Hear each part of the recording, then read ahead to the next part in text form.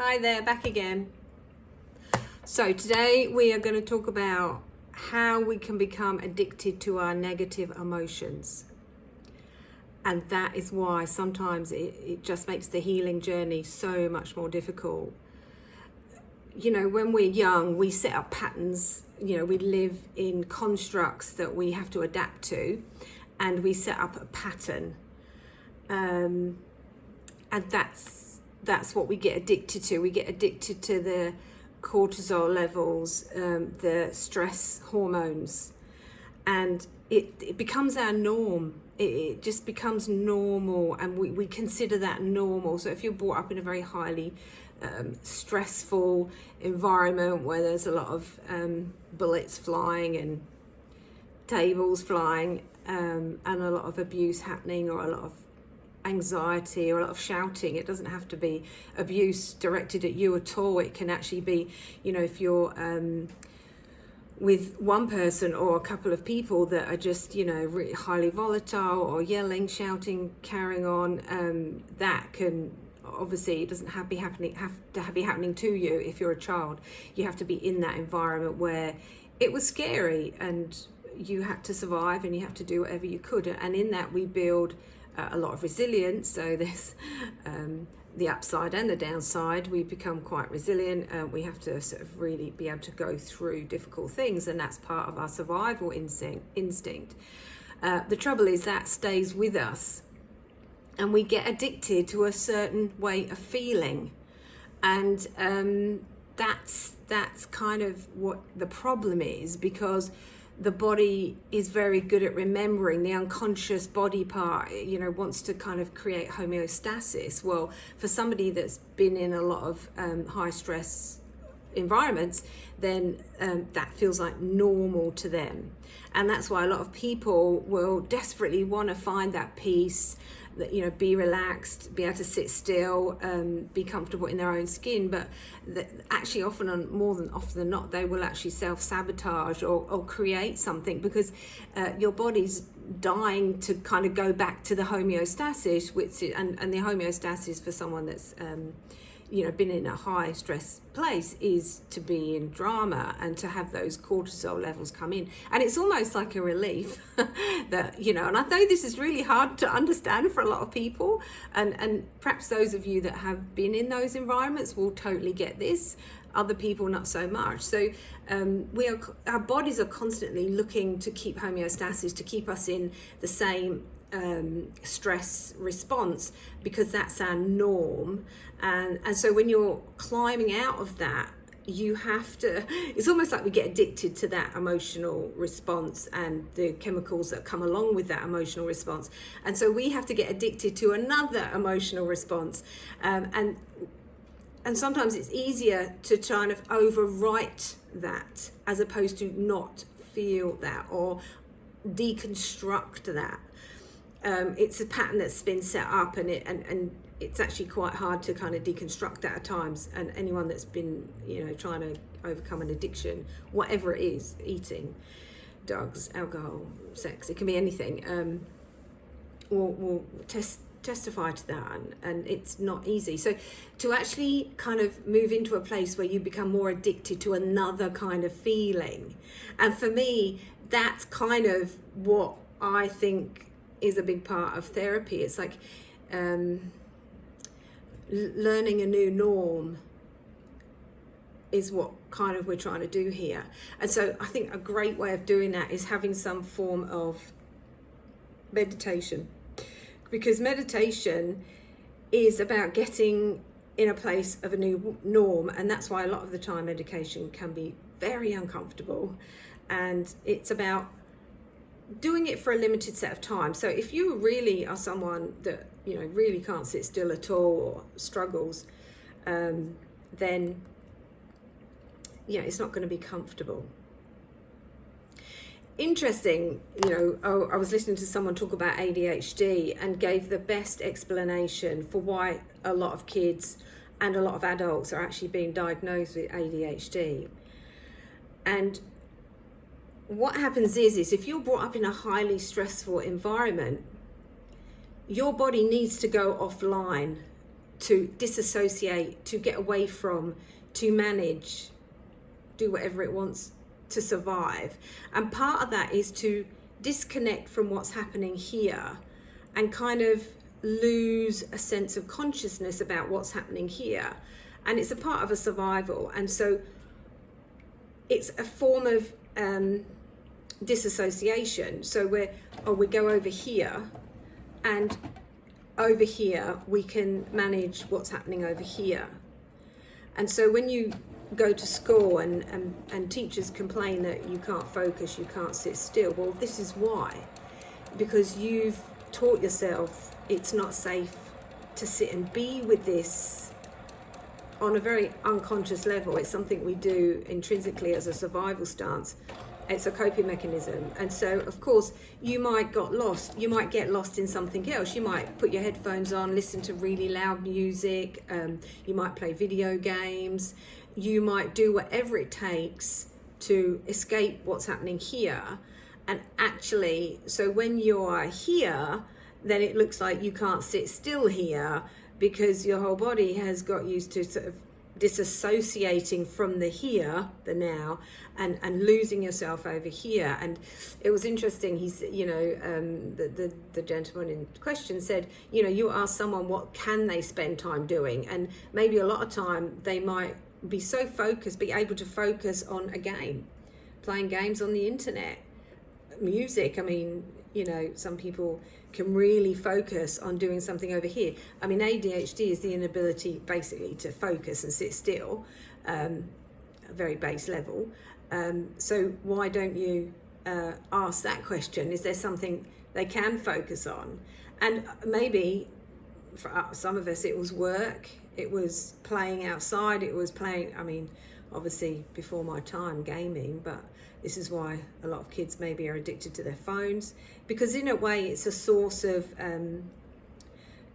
taking them away from what's happening here. And if what is happening here isn't good or great or nice or comfortable, then it would make sense. And so we have to teach people to how to sit in the now and feel safe within their own bodies. And this is why I actually always teach inner child work, because I think it incorporates all of that. So I'm going to do a separate video on doing just a solely meditation with inner child work. And so meditation, you can have different kinds of meditation. Meditation can be listening to music. It can actually following someone's voice and going through a whole process, an imagination exercise. And so in the next video, that's what I'm going to do. And what happens, hopefully, is that you start to create a safe space where you feel good, where you feel safe, and you actually get addicted to that. Because once you get addicted to feeling safe, I think your body will do anything it can. So if you're with someone that's not very nice, then your body will go, no, that's not a very nice person, or that's somebody that's going to take advantage or treat you disrespectfully. Your body will actually make the decision in a way, because if left to your mind will just keep repeating patterns, because that's your mind is just what you've been taught since you kind of came out of the womb. Really, your mind isn't really that helpful. Your mind will just remind you, well, maybe this is what you deserve, or this is all you're good for, or you're not worthy of anything more than this kind of relationship. So you can't really change the mind. And this is where I feel like if you think you have to change your mind about something, then that's what doesn't really cut the mustard. That's not good enough. Yes, have different thoughts, understand that, because we can understand this person isn't good for us, but still be in that relationship. So knowledge takes us so far. And so if you create a feeling inside of you that helps you feel safe. You see, I think the body is more powerful, much more important. And if this is why I called the channel Don't Change, Heal, because if you heal it, you feel it, you heal it, you face it, embrace it, feel it and heal it, then this is what we kind of want to change ultimately. Obviously it's good to have different kind of thinking around certain things, but it doesn't actually change things in here, because you can think something and feel very different. This is that cognitive dissonance where oh no, this person's not good for me, but it doesn't stop me moving away from that person. And that's not authentic. Authentic is when, your head, your heart, your intuitiveness, your body is all in the same, in alignment with each other. And so, when your head says, no, this person's not good for you, your heart tells you that too, and your body's like, nah, this isn't right. And then you're wholehearted or you're holistic in your being, and that's authenticity. And it's about recognizing you can have these cognitive dissonance. So, people, oh yeah, my gut feeling told me this, but I did it anyway. My gut feeling told me I probably shouldn't want to go out with that girl or that boy, and definitely not marry them, and ended up marrying them anyway. And you're like, and then years later, you're like, oh, didn't listen to that part of me. So it is I think this is much more powerful stance when your head, heart, intuitive, and your body's all in the same alignment with each other. And then your yes can be yes, yes, yes, going to do something with my whole heart, or your no can be no, no, no. Yeah, and really that's authentic living. That's you being authentic. And so for me, it's about getting you addicted to feeling good, getting addicted to feeling excited about life, getting addicted to feeling anything's possible, get addicted to feeling peace, calm, tranquility, safe. And I think your feelings will, not for everyone, a lot of people are highly cognitive, we've talked about this, highly cognitive, not always connected with their feelings, can't always tap into them. But you can check yourself in lots of different ways, not just by what you're thinking, what you're feeling, how you're behaving, how you're acting. For me, it's always a bit of a telltale sign. I bite the skin around my fingers sometimes, and all of a sudden I'll be, all of a sudden I'll realise that I'm actually biting my skin. I'm like, oh, okay, tapping in a bit deeper, what's going on with me? And so there's, maybe you drink more, maybe you seek thrilling experiences, maybe you're an adrenaline junkie, or you're looking for the cigarettes, or you're getting in the car and going buying them. So, it's that. So look at yourself, know thyself. This is the answer. To know thyself is key. And so get addicted to feeling good, get addicted to feeling safe, get addicted to feeling excited about life, get addicted to joy, get addicted to the good stuff, because that's what you're addicted to. You're addicted to the negative feelings, really, and that's what's running the show. And you just have to see with addiction, some people will do all kinds of things to get what their body is craving. And so crave inner peace, crave inner joy, crave inner, I don't want to say positive, because you can be toxically positive. And I think it's about finding that deep balance between the two. Yes, you can't have one without the other. But if you're too positive or too negative, that's not going to work. You've got to come into that middle ground where, you feel content, calm, peaceful. When you do that and your body is relaxed, your brain will work a lot more effectively. When you're feeling fear, often more than not, your brain goes into fight, flight, freeze, all of that. And it actually doesn't think straight, because all your blood rushes to those organs that help you want to run away, or fight. And so it's about, let's get addicted to feeling good. Let's get addicted to feeling peace and joy and contentedness. Let's fan that flame. And if you've tried everything else, and theories will help to a degree, of course they will, but you have to check in with your wanting. What is it you actually want? Because your wanting has got to be bigger than the habit, the unconscious driver, because they're running the show. I mean, the unconscious part of you is 95% part of you, and that is what's running the show. So we talk about bringing the unconscious into the conscious. And part of that can be when you start to feel better, more relaxed, more calm, maybe some of those memories that you've suppressed and repressed to survive will start to come up, and that doesn't feel comfortable. But it's about realizing feelings are transitory. They move off. You don't You don't stay sad. I mean, a lot of people perhaps would not agree with that because they feel like they've been sad forever, because that's because you've never really created a safe space to feel the sadness in. Because if you did, if you allowed that sadness just to be there and you witnessed it and you sat with it and you said it's okay to feel this way, and you checked in with your head because you're not reinforcing the story of sadness. That's another thing you've got to learn to do: control this, manage this, take care of the body. You'll find that sadness would leave. And if you have a story or a narrative that keeps reinforcing that story, see, that's what you've got to watch. A lot of people will tell you their story over and over again. Well, this is what happened to me growing up. And at some point you have to say enough with the story. If I want things to be different, I have to stop telling the same story over and over again. And create a new story. But sometimes the reason we keep saying the same story is because we never really find someone to actually really say it to, that will listen, that will be able to align, come on board, accept, believe, and really empathize with that story, and then challenge you around, okay, so that was your story, and if you don't want it to be the future, then you have to stop living in the past. And so sometimes it's hard to do it on your own. It just is. It's really hard to do it on your own.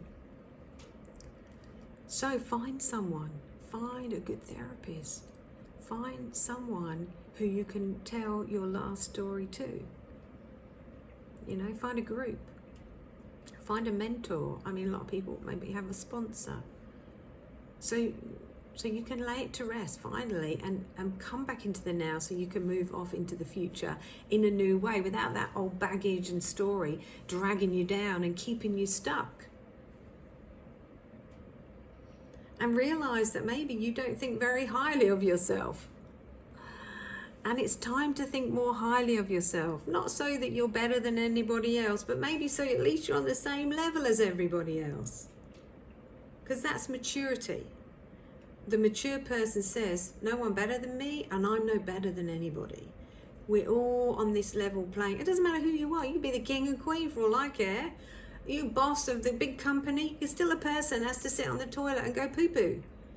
You know, we're all the same at the base level. We all feel sad and lonely and scared and vulnerable and all of it. And no more, you know, make this year the year where you go, you know what? I'm going to start to think more highly of myself. I'm going to come up onto, you know, especially if you kind of do this and put everyone on pedestals. No. They're no better than me. I'm no better than them. We're all the same here trying to do life. We're all bozos on the bus. As one of my supervisors used to say. Anyway, hopefully that's given you something to think about. I am going to do that other meditation because we need to get addicted to some kind of other feeling if we want things to change. And understanding that we just get addicted. We get addicted to how it's always been.